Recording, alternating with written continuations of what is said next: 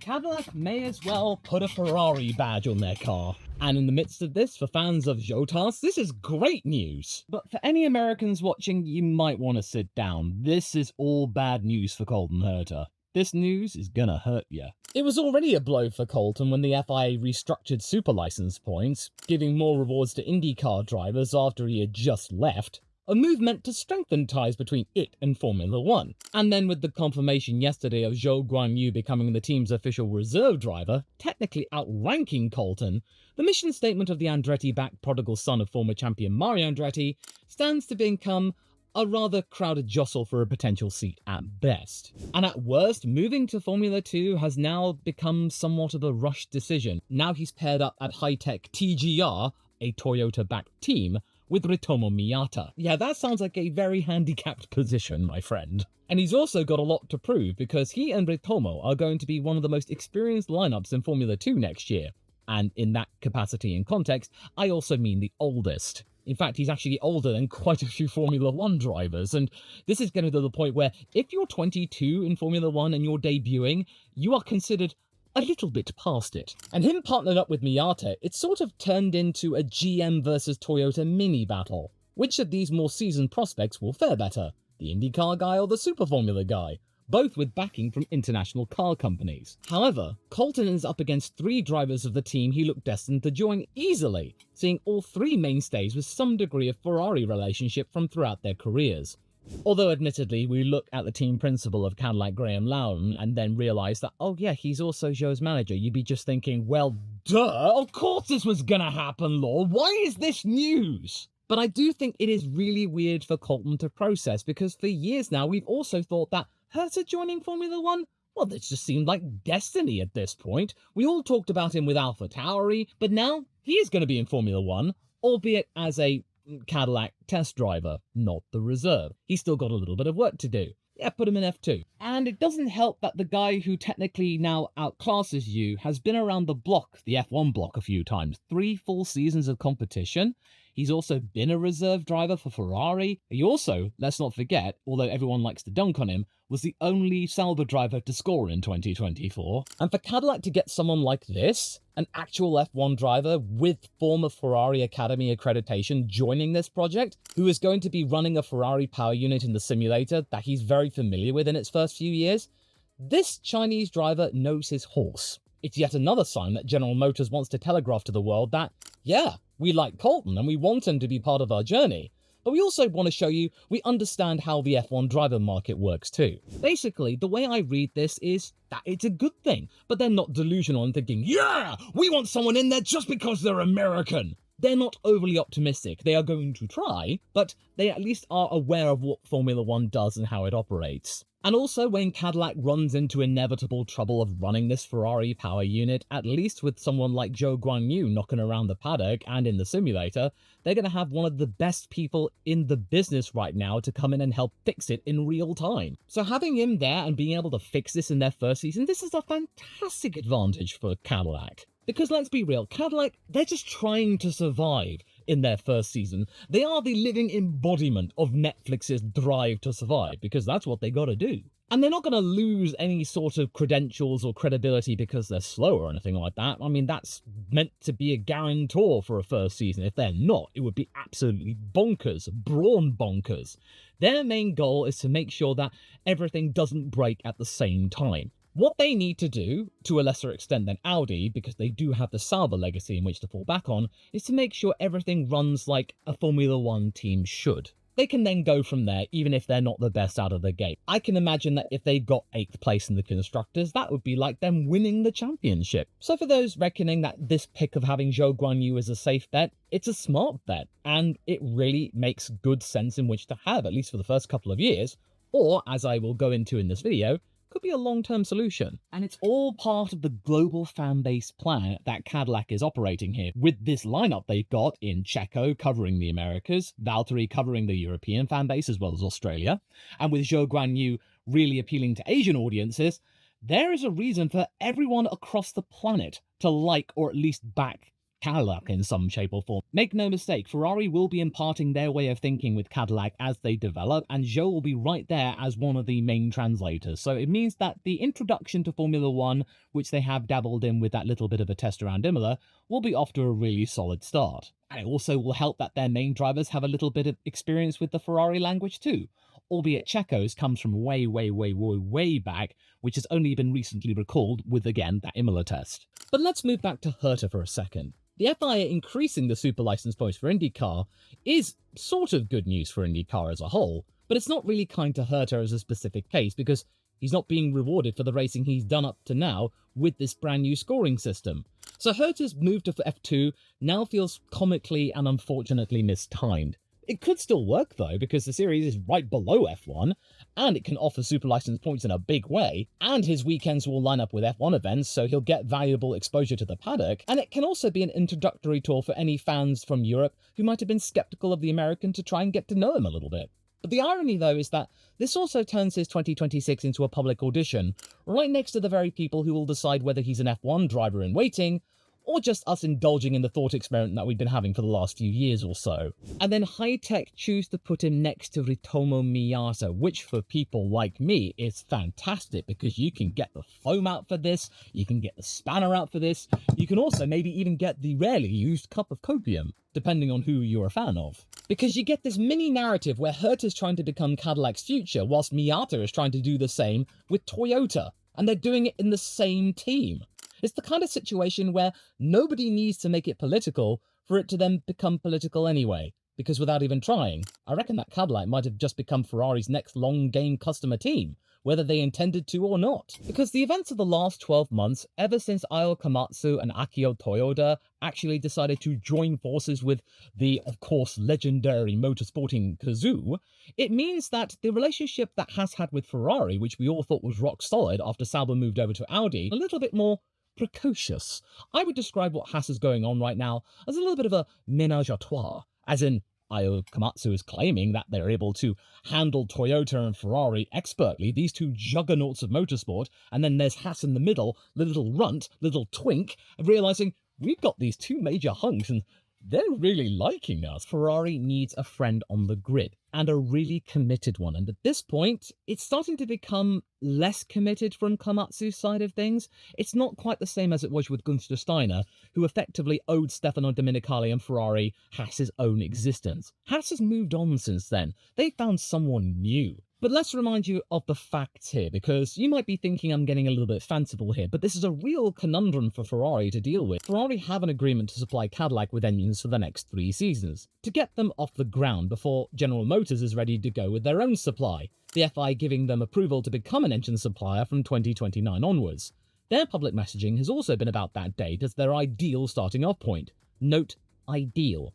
Things can be delayed, my friend. I mean, just look at what's going on with GTA 6. 3 years is a long time. And that's why I've got to get the foam of doubt out for this, because a lot of things can happen in that time, especially in ratifying what is going to be the next set of engine regulations. It might be just, well, more of the same, but with a few tweaks. Or, as has been mentioned and somewhat talked about and mooted by Stefano Domenicali and even Mohammed Ben Sulayem, the now second-term FIA president, going back to V8 blocks, albeit with synthetic fuels this time. They're both open to the idea.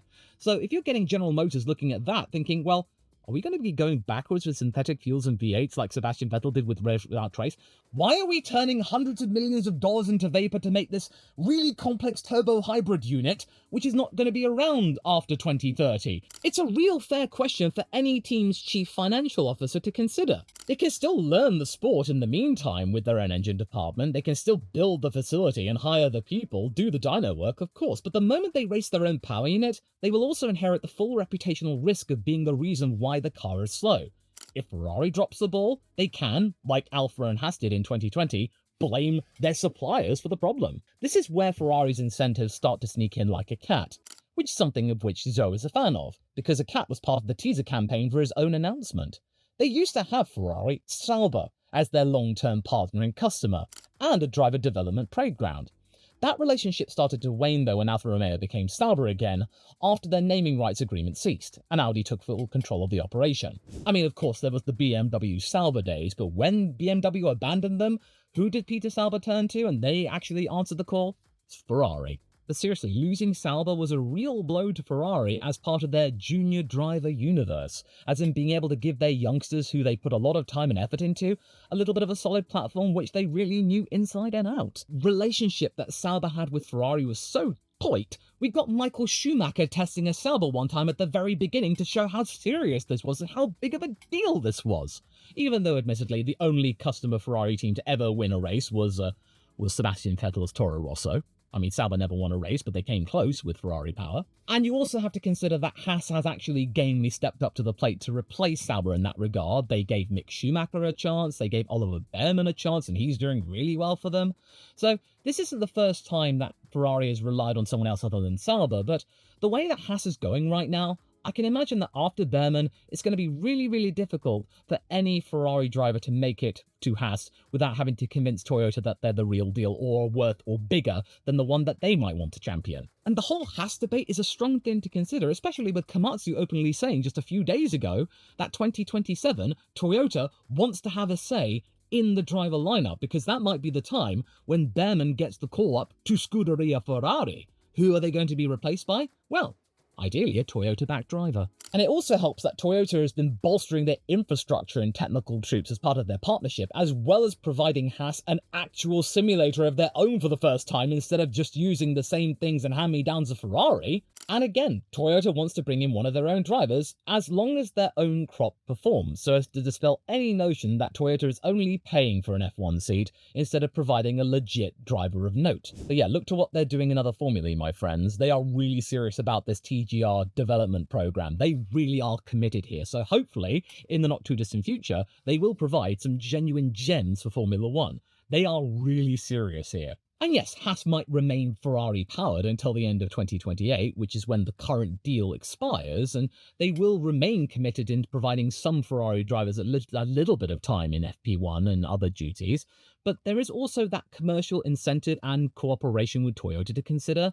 and it might be at a time when Ferrari starts to get a little bit jittery, as I mentioned earlier. It might get to a point where Ferrari's just a little bit concerned that Haas might not be the place for their Ferrari Driver Academy drivers, that maybe they might want to go somewhere which can provide them even more support or more opportunities in which to get into FP1 and do some actual grunt work and learn. It'll also help Cadillac that Ferrari will help foot the bill, which they have done with Behrman and Schumacher, pay 50% of the actual fee. And you can really start to see all of the groundwork being laid down and the fact that, well, Ferrari's got fingerprints across all three main drivers. Albeit one that's recently just had to kind of get itself cleared up a bit because, well, the last time that Checo touched a Ferrari was back when he was himself at Sauber.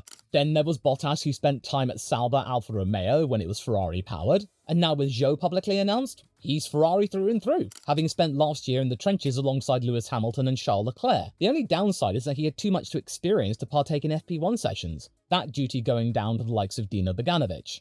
Cadillac's own boss Graham Loudon is his manager, which will also lend credibility to the move, in that Cadillac knows exactly what they're buying.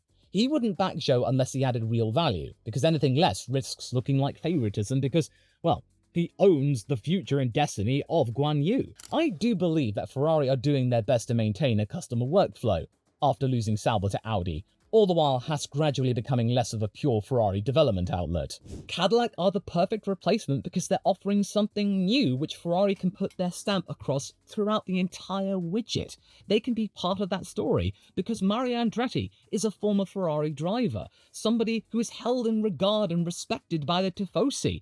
They really run deep, those two parties, and Andretti has been with that complete project since the beginning when the FIA put out that expression of interest. The grand prize for the Scuderia all of this is maintaining some kind of meaningful and devoted leverage, as well as getting Zhou Guanyu a running job. And also a way for them to actually have some say in terms of technical development and the way they go about things, because, well, they could do with having some friendly names and faces as terms of the board meetings, because next year we could be witnessing the return of F1's engine Cold War.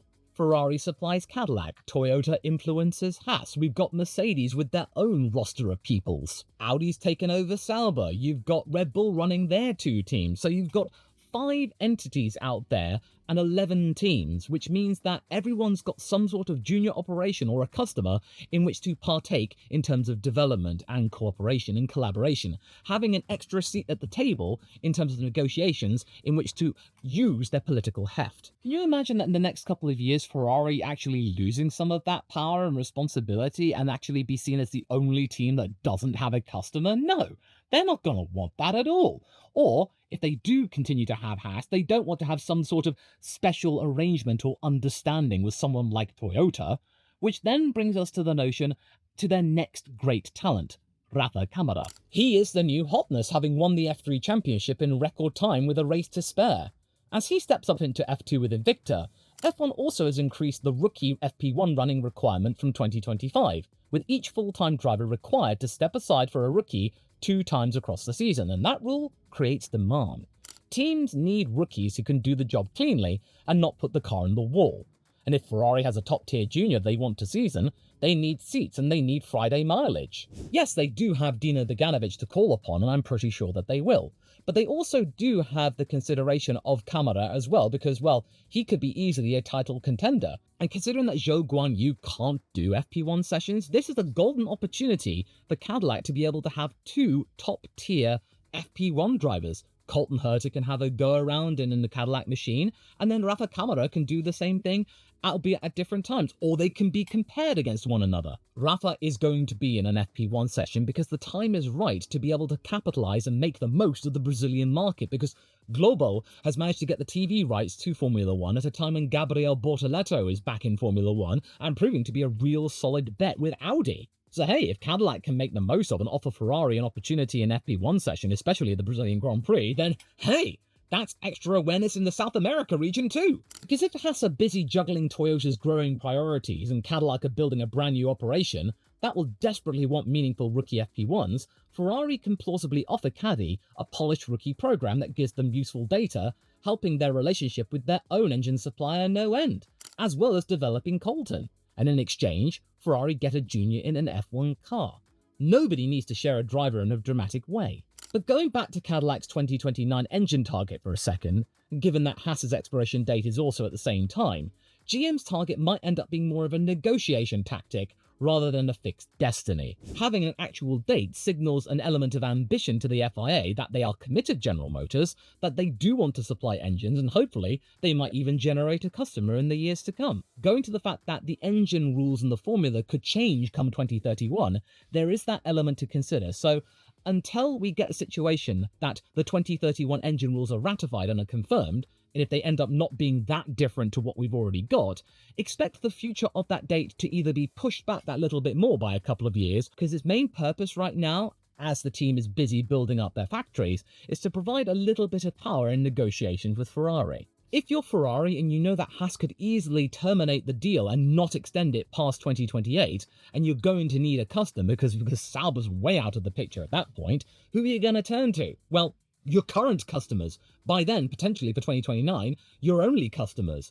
And then if they're looking to go it alone themselves, you'll be like, wait, we can maybe offer you even more things. Just hold off on becoming power unit suppliers that little bit longer, okay? So if you're Cadillac and you can keep Ferrari hungry for your business, that's a huge advantage to have, considering the prestige and the power and the placement that Ferrari has within Formula 1.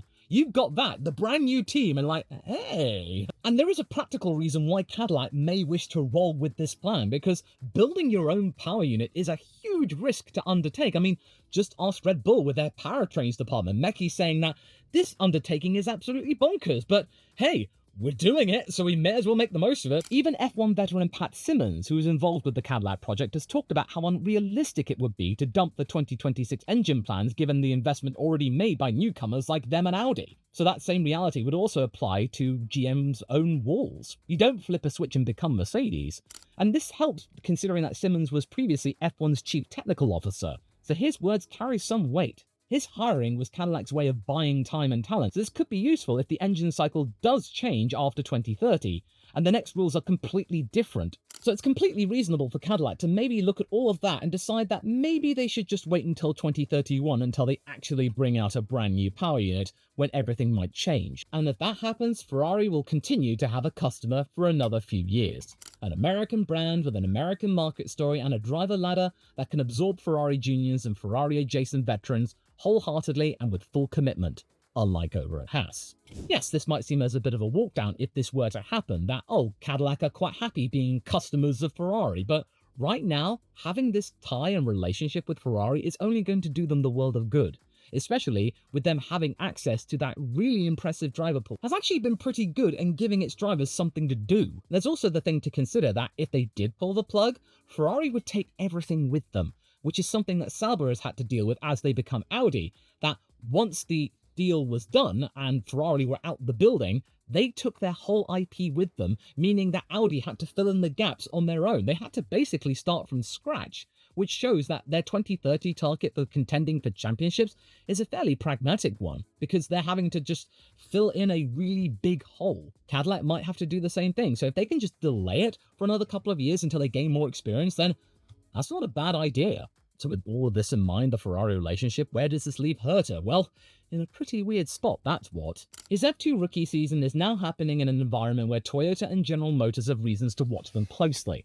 If he beats Miata convincingly, he becomes proof that Cadillac has a homegrown hero without needing to borrow European talent after the fact of Zhou. Great for the American message. However, if he struggles, Ferrari's value to Cadillac rises even more, because they can offer polished juniors at a discount, and Cadillac can justify leaning on that whilst they regroup or wait for Colton to come good.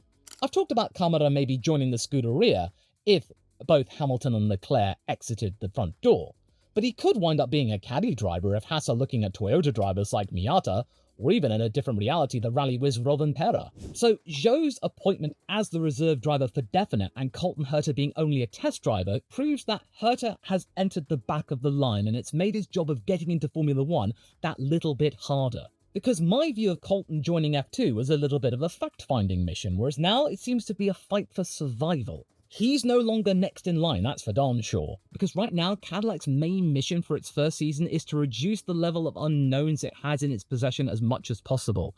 And that's going to be a very big deal and a very difficult task, considering all of the existing teams have a bunch of unknowns of their own. So it's smart for them to bring in Zhou and try and answer some of those unknowns with a little bit of Ferrari knowledge. But it does mean that Herta's now in a much more crowded room, with many people not maybe looking at him as much as they were just a few months ago. And again, he's no youngster. Colton and Zhou are of a similar age. There's only a few months between them, so Herta has to get good fast in an era where youngsters are becoming pretty common. In fact, if you're under 20, that seems to be the ideal spot in which to start. But in the end, Ferrari needs to keep a customer in F1 or risk losing power in engine politics. And right now, we're going to an engine formula. This could be a major blow for the Scuderia if they don't act now.